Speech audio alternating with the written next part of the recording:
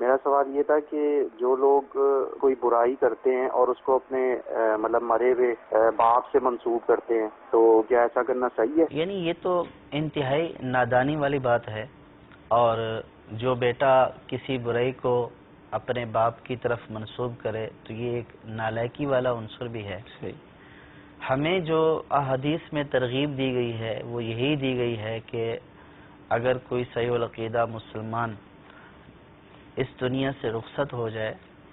تو اس کے اچھے اوصاف بیان کرنے چاہیے، بلکہ ہم دنیا والوں کو جو ہم مطلب پیچھے زندہ رہ گئے، جانا تو سب نے ہے،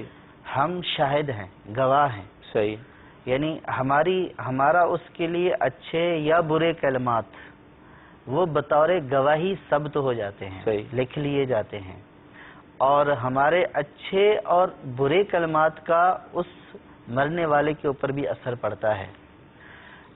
احادیث پاک میں آیا، حضرت انس رضی اللہ تعالیٰ عنہ سے روایت ہے، فرماتے ہیں کہ ایک جنازہ گزرا تو لوگوں نے اس کی تعریف کی کہ یہ اچھا آدمی تھا، تو سرکار صلی اللہ تعالیٰ علیہ وسلم نے فرمایا واجب ہو گئی۔ پھر دوسرا جنازہ گزرا تو لوگوں نے اس کے عیب بیان کیے تو ارشاد فرمایا واجب ہو گئی۔ عرض کی گئی یا رسول اللہ صلی اللہ تعالیٰ علیہ وسلم کیا واجب ہو گئی؟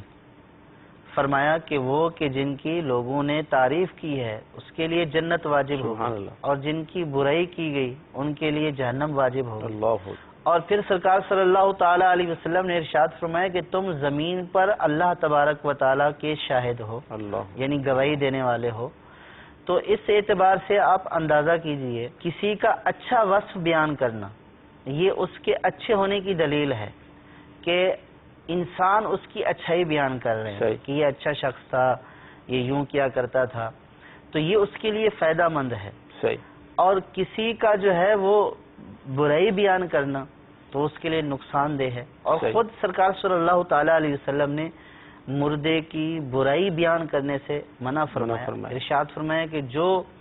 وہ اس نے کیا وہ اس کو پہنچ چکا، تم اس کی برائی بیان نہ کرو۔ یا حدیث پاک کے مفاہیم بیان کیے میں نے، تو ان سے یہ پتہ چلا کہ کسی مسلمان کا عیب بیان نہیں کرنا چاہیے، یہ تو عام یعنی کہ سب کو حکم ہے۔ اب یہاں تو بیٹا جو ہے وہ اپنے باپ کی طرف برائی منسوب کر رہا ہے کہ میرا باپ یوں کیا کرتا تھا، میرا باپ یوں کیا کرتا تھا، تو بیٹے کو تو اور زیادہ محتاط ہونا چاہیے کہ وہ اپنے باپ کی طرف کیا چیز منسوب کر رہا ہے، وہ کس بات کی گواہی دے رہا ہے، تو اس کو مرنے والے کی اچھے اوصاف بیان کرنا چاہیے، اور اگر مرنے والے سے اس طرح کی کوئی چیز ہے بھی صحیح تو اس کے اوپر خاموش رہنا چاہیے، اور فخریہ طور پر جو ہے وہ بیان کرنا کہ جی یہ تو ہمارے باپ بھی کیا کرتے تھے، جی یہ تو ہمارے دادا سے چلا ہوا آ رہا ہے، اور جب پتہ چل گیا کہ یہ ایک برا کام ہے اور اس کا کرنا بھی درست نہیں ہے اور اس کی نسبت کرنا بھی درست نہیں ہے، اور پھر جس کا انتقال ہو چکا تو اس کے لیے اگر اس کا بیٹا گواہی دے رہا ہے تو پھر اس کے ساتھ کیا معاملہ ہوگا؟ تو اللہ تبارک و تعالیٰ کے عذاب سے ڈرنا چاہیے۔